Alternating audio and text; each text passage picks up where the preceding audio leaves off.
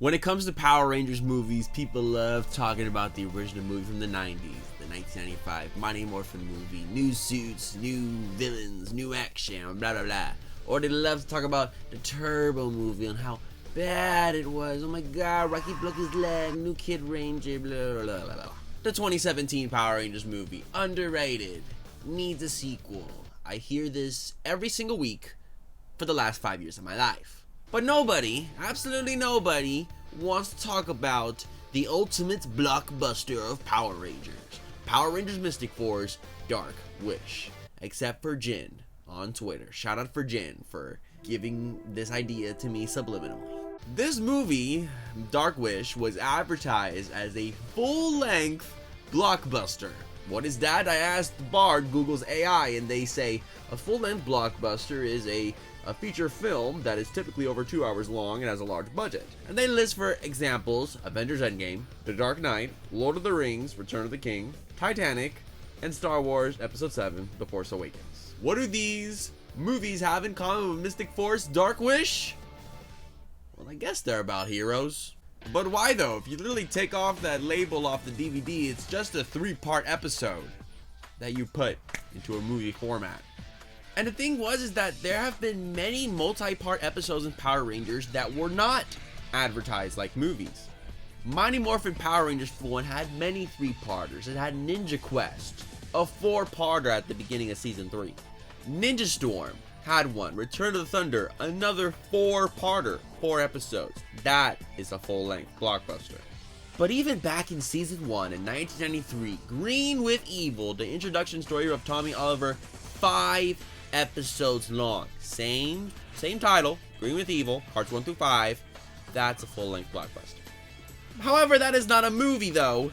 This is, though. Power Rangers Mystic Force Dark Wish, which by the way is actually the last 3-parter that we've ever had in Power Rangers history. So I guess it is a full-length blockbuster. Why am I pointing this finger like the dude? She is beautiful to me. She is very gorgeous to me. It gotta be for a reason, right? So let's talk about it.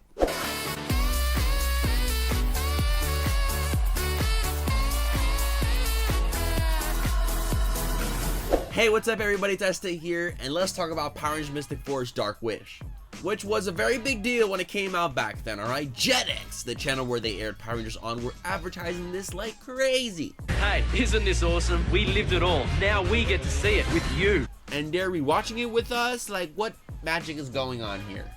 That's mystical as hell. And on the DVD it says, this is, quote, the most thrilling, action-packed adventure is captured on screen with awesome special effects and extraordinary space creatures, both good and bad. We'll see about that. Anyways, we come in this episode and we notice the Rangers are abusing magic. At this point of the show, hell, they love magic so much they will do anything to not do a regular task in their life. This arc, by the way, is episodes 18 to 20, so they love magic.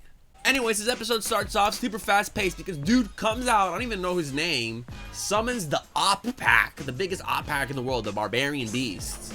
It's an op! And one of the ops comes out and basically whoops the Rangers like this, super quick. The Rangers, with their magic love, they want to wish him away. But he's big and evil. You can't really do that if you're big and evil. But the monster does grow big and the Rangers decide to split up? Split up? Like, dude grew mad quick and y'all's instinct was, alright, we need Megazord power. Now let's split up. Also, there was an explosion in this episode that made me question, like, were the explosions this big back then? Like, for real? Hasbro, bring them back. I don't know why, but the footage also feels fast as well. Like, we're only 7 minutes in and a monster has already been destroyed. But they don't get any time to rest because another monster is already coming. The monster grows, and now we're like, oh, it's Megazord time.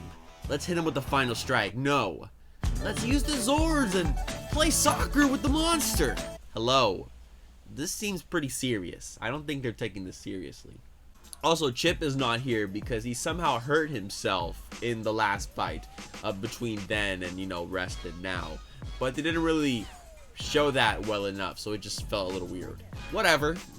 This episode is going fast as hell, too fast. But hey, Miss Opium shows up, the little vampire monster girl. Chip tries to do a lightning attack, but demorphs. The Rangers get a final attack, though. But these Rangers, man, all episode, they're nagging. They're like, I want to use my magic. I want to use my magic. Mystic Force, they're lazy as hell. They're lazy Force right now. Comment question of the day: what is your favorite episode of Power Rangers Mystic Force? If you don't have one, just name your favorite episode of Power Rangers. Don't do that, okay? Leave a comment down below and leave a like to lock in your answer. 1,500 likes and I'll do more videos just like this one. I enjoy any episode that Genji is in, alright? He's a funny cat. Really would like to help, it's just this huge fear thing that's stopping me. But then the beasts go for Korag because, you know, even though they're on the same team, they're kind of on separate teams because they want to do things the easy way when Korag wants to do it the hard way, the loyal way. More explosions happen. Also, that a little weird Lord of the Rings looking guy is invading on Korag's dead space. Korag was an evil, cunning warrior with nice boots. There. But I will say, this episode we did get some good fight scenes choreography-wise with that Korag fight. I really enjoyed it. It was nice. Break it down, white boy. Yeah. Go. Go. Go. Go. Go. Go. Now that I am here, you will be defeated. What is that? There's a lot of bad acting in this episode, by the way. I guess Power Rangers in general has bad acting. I guess that's on me. Anyways, Rangers get whooped again, and they caught Genji, which is a cat, feline, ally of the Rangers that can grant the Rangers a wish. And that's why they're so easy to want to wish someone away, because they have literally someone that can wish people away. But magic doesn't work like that, I guess 100% of the time. But the bad guys do catch Genji, and they ask, and they wish, for no more Mystic Force Power Rangers. No! To be honest, they should have said no more Power Rangers, and we could have ended the show back in 2006. The sky turns dark, and guess what? There are no more Power Rangers. It looks like a Twilight movie now all of a sudden. And that moves on to episode 2 of all this. It's black and white now. There's no more good magic in the world, just bad. And Power Rangers are erased from the memories of everybody. Even Toby, their manager at the music store, is like, y'all didn't know the good magic's gone now, boys. Korag shows up after, you know, noticing he can't beat the Op Pack by himself and asks for the Mystic Force Rangers' help and tries to get their powers back, which is really interesting. Cause, you know, they share a similar enemy now. Korag believes in a loyal way of fighting, and also in a black and white world, Korag still has his purple on him. Korag talks about the Tribunal of Magic that can really grant anybody's wish, and that wish could bring back the Mystic Force powers as well as good magic as a whole. So Korag leads them to Fireheart, which is the Mystic Force dragon, but in this universe, it's now raised by Korag and his evil ways. Also, Udana and the other girl, they don't have a home now. The tree's gone. The tree's not full of magic, and they're just peasants, I guess, of the forest. Even though this episode's so serious, the Rangers still get some funny moments on here. Chip just loves the sound of death. Not even knowing if we're gonna get back. Yeah, really exciting. Also, the dragon sequence is nicely shot, even though it's, you know, obviously a green screen. It's still fun. It's nice seeing Power Rangers on a dragon going to mythical universes. We'll be right back to Power Rangers Mystic Force on Jetix. You know what's mystical though? The E-Squad. Subscribe and ring notification bell to join the E-Squad today. How many E-Squad jokes can I make for the rest of my YouTube career? You decide. E-Squad comment of the day. Leave a funny comment down below. Put E-Squad in it, and you will be in the next video. Mystic Forcefully. Now, back to Power Rangers Mystic Force on Jetix. Anyways, they're now in the desert, and they have to fight all the people that tried to get to the Tribunal of Magic but failed. Yes, that's right. The Mystic Force people have to fight dead people. Zombies, actually. And we get another great choreography scene here, too. Even though, you know, there could be some bad acting and some rushed stories, the choreography does step it up here. Blockbuster-like, some may say. He said it! They obviously beat all of them and make their way up to the Tribunal of Magic, which this is some of my favorite parts of this whole Blockbuster here, because this Tribunal of Magic is just pure aesthetic. Like, it's flowing wind. They're all represented by different solid colors. It's very A24-like. It feels very weird for Power Rangers, and I haven't seen something look this fancy and aesthetic in Power Rangers for a minute, where now everything's literally just gray, gray, gray, gray. Speak.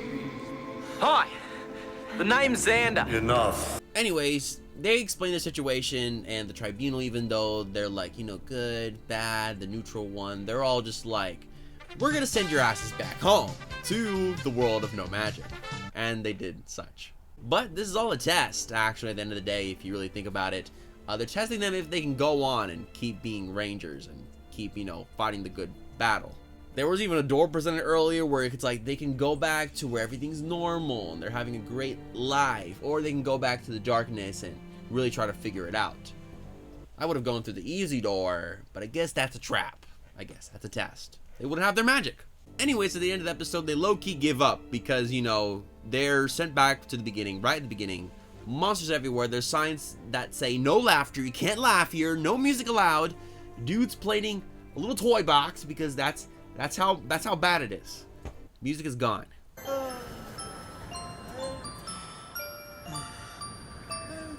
Anyways, they continue to battle the good fight, and that's when the Tribunal of Magic gives the approval to the Mystic Force. The Rangers morph up, finally, and use their individual powers that we would see at the beginning of the series in this extended choreographed battle. We have some flying flights as well with the nice use of wires. I love when Power Rangers does these choreographed stuff. If anything, just watch this, just look how cool the fight scenes are. They whip out those Mystic Force bikes and tour the city and try to help the citizens. Also, I think it's the last time they use the Mystic bikes in the show. Don't you love a gimmick? Anyways, Genji is probably the funniest character in Mystic Force. He sounds low-key like Garfield. I guess that makes sense. He is a cat. What should I wish for? More colorful clothing. Gets long nails and cry, then he dips. That's all I had in my notes. Hey, it's been real. Korag also shows up to help against this op pack. Love that for him. And guess what? This whole thing, Dark Wish thing, all the Blockbuster stuff, is just a ploy for you, the viewer, to see their new super modes. That's right, the legend modes were introduced in these episodes. Insert long roll call here. Insert cool attack footage here. We had like 2-3 minutes of that. Literally 3 minutes of posing. Also, they said, all right, that's cold, in unison. How do you plan for that? That's magic. Anyways, battle's not done because bruh feeds the dog monster to another monster to make him a big monster. Now we gotta go Megazord. Also, they're in the nether dimension, so I guess they're in hell. And fight a robot monstrosity that comes to the real world. Love that. Crossover. And they pull up with the new legend mode mystical Megazords. Oh my god. This was all just a big advertisement for toys. Also, I think the theme song of this episode spoiled their Megazords as well, so I guess not the biggest of reveals. Insert another 2 minutes of powers and transformation sequences and attacks here. And you guessed it, they take him down, no biggie. Also, bruh, this monster don't even speak, it just grunts. It sounds like an old ass man. I sound like Happy Wheels right now. But at the end of the day, Korag pulls up and says, our alliance is over, and dips. Good for him. I guess the battle continues. And with that, they give Toby a terrible cake. Because, you know, all this was, you know, to get ready for the music shop's little anniversary type thing. And, you know, the Rangers were doing all of it with magic to make it easier. But now at the end of the Blockbuster, they're like, you know what, we're going to do it the easy way. And we're going to bake you a horrible looking cake. Just buy one from the supermarket. That costs money. They also stop him from trying to make a wish. Because, you know, Dark Wish! New trauma unlocked for the Mystic Force Rangers. And that was it. That's the Blockbuster. Woo! That was something. That was something. This special is just so weird. Like, it feels very rushed in the first part. Fight after fight after fight into Megazord battles, into questionable decisions, the weird acting of the Rangers. If anything, the second part is the most interesting of it all because there's no Power Rangers at all. It's the Rangers going on a mystical adventure, doing some cool choreography. We got some cool stuff with Korag and stuff with Phineas as well. All really cool stuff.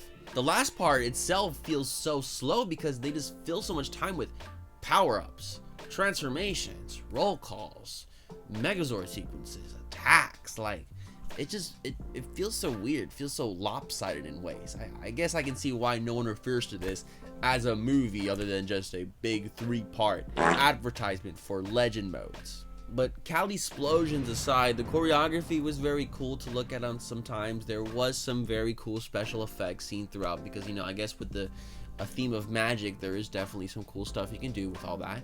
Overall, I did enjoy myself. I had a good time watching it. I wouldn't say it's the best Power Rangers movies of them all. If I were to rank them, I would say it's better than the Turbo movie.